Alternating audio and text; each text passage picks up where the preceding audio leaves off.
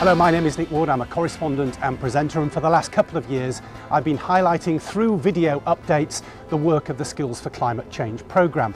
I've come back to the very first spot where I presented the first of those video bulletins for this latest report, which is summing up the entire progress of the Skills for Climate Change programme to date. And as you're about to find out, a great deal has been going on.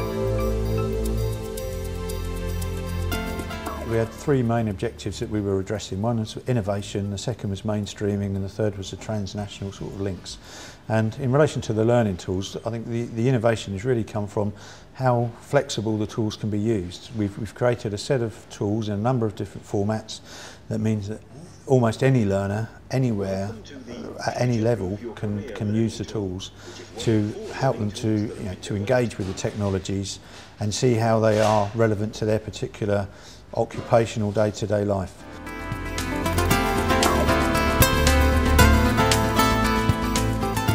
When it comes to that mainstreaming that John mentioned, well, the National Skills Academy for Environmental Technologies has adopted both the Future-Proof Your Career and the Introduction to Environmental Technology Systems e-learning tools, and provided vital access to learners throughout England. I think the key thing within the Skills Academy is to make training in environmental technologies more accessible. So the fact of having this innovative type of tool through e-learning is really key to us, and we'd be keen to work with them to develop other innovative ways of increasing skills within the sector. Well, obviously Britain's building companies are directly in line for much of the new business that will be generated by improved energy efficiency techniques being introduced into both residential and commercial property in the future. So I've come along to the offices of the Federation of Master Builders. As you can see from their branding here, they're saying they care passionately about a greener Britain. But also their chief executive is very keen on the fact that e-learning can be used to improve the skills of his members' existing and future employees. The learning the new skills to respond to the climate change agenda is vitally important for existing builders, but also for new apprentices and those thinking of entering the building industry, because actually the skills required are adapting and changing, and it's absolutely vital that builders respond to that and in a proactive way, because that's where the new jobs are going to be in terms of understanding energy efficiency of buildings, and builders who actually respond to that challenge will find that they have work in the years ahead. Skills for Climate Change has also funded the study and survey Climate Change and the Low Carbon Economy in London. It looks at best practice among all the 32 London boroughs and the City of London, including the design of a toolkit to help authorities develop their own carbon sectors in everything from building to waste recycling. I think it will really encourage local authorities to open up their supply chains. It will encourage them to think about local procurement opportunities. It will encourage them to actually try and support local businesses to access those local opportunities, and also help to integrate their skills and employment agenda in most cases.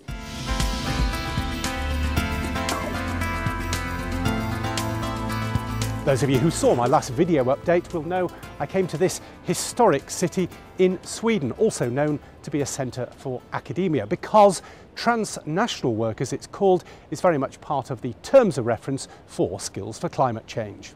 The visit to the city of Örebro in Sweden, hosted by a local college there, involved students and staff from the College of North West London, which has had a major involvement with Skills for Climate Change.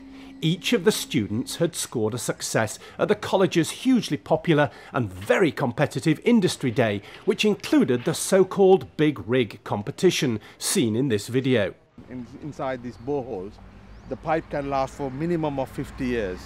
The subject of ground source heating and cooling was one aspect of the Swedish visit, in this case being fitted in a stately home. You have the water coming in here, am I right? Yeah, into the accumulator or buffer tank. Yeah. It caught the imagination of students and staff, including Scott Bullman, who's interesting because he turned to lecturing at the college when he retired early after successfully selling his own energy business. I started my own renewable energy company and, went on to sell that. I think the needs for some of the young people is to actually understand what's happening to our environment and actually to use the natural resources that our planet provides. And I think it all comes down to education at the end of the day. We're now underneath the new magistrates' court here in Örebro. The reason is that Skanska, the main contractor on this project, is installing this extremely ambitious geothermal or ground source heating and cooling system, and it's proving to be of great interest to the visiting party. I think most of the skilled workers are very interested in these questions.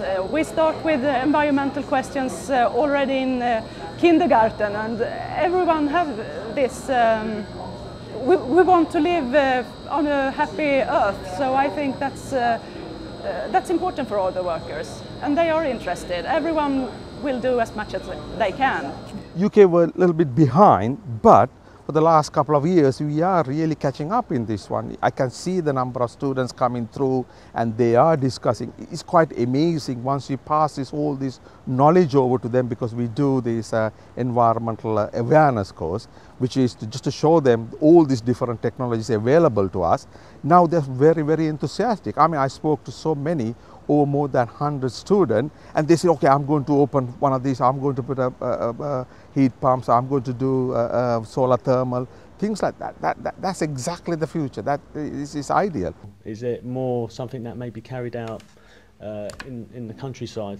And at this information exchange between Swedish lecturers and their London counterparts, I was struck by the enthusiasm of Mohammed Murshid. A solar PV or heat pumps or something similar to that. He's a former student at the London College who now works there as an apprentice. After he'd returned to London, I caught up with Mohammed. He is, after all, a prime example of a person who's benefited from the learning tools that we're talking about, because he's used the materials from the National Skills Academy. I believe it will make me more demand for me, and also I'll be aware of what the needs of what kind of jobs will be needed and what kind of skills that would require. So this will help me get the skills that are needed, and also make me more available for anywhere in the market, so I could go into different fields such as heat pumps, solar thermal or solar PV. What this means in essence is that the student would be able to load this software onto their computer and would be able to go in-world as an avatar and explore a fully working solar thermal system. And in the same college, Martin Byron has been leading a team funded by Skills for Climate Change that's designed an entire online virtual world to move e-learning to another level.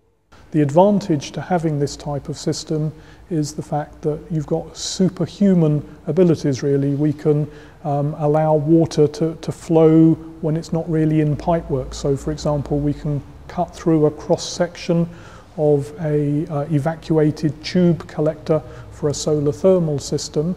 It's access at any time, so the student's able to study at the best time for their own preference, and also to repeat that study as much as they want until they understand. So as the Skills for Climate Change programme achieves its official ending, it's clear that it's created a positive legacy, and many of those involved naturally want the good work to continue.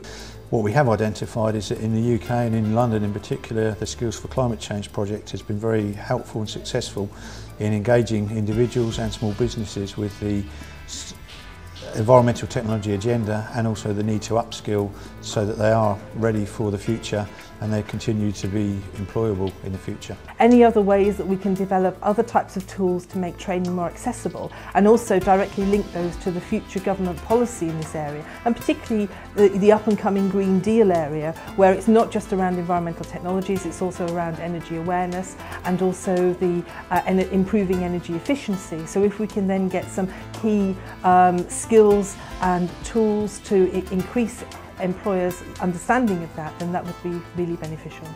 Builders are going to have the right skills to respond to the changing market, the new demands that are being placed on them, which is actually why it's so important that builders update their skills using the e-learning tools that are available from the Skills for Climate Change. And it's those builders who continually update their skills about energy efficiency and climate change that I think will benefit in the years ahead. The funding is coming, they are pushing, especially these youngsters, they are the future for this, our country. So you have to teach them, you need to arm them with the right tools, and then they will spread all these new technologies. So it's such a very vital to lead in this actually. It's a wake-up call for me, but it's a wake-up call for the whole, all the students around the whole world to know what the requirements are and where there could be very successful trades. So as an electrician, I will be aiming to do these kind of courses, but also enable me to go to other countries where there is possibility for that market as well.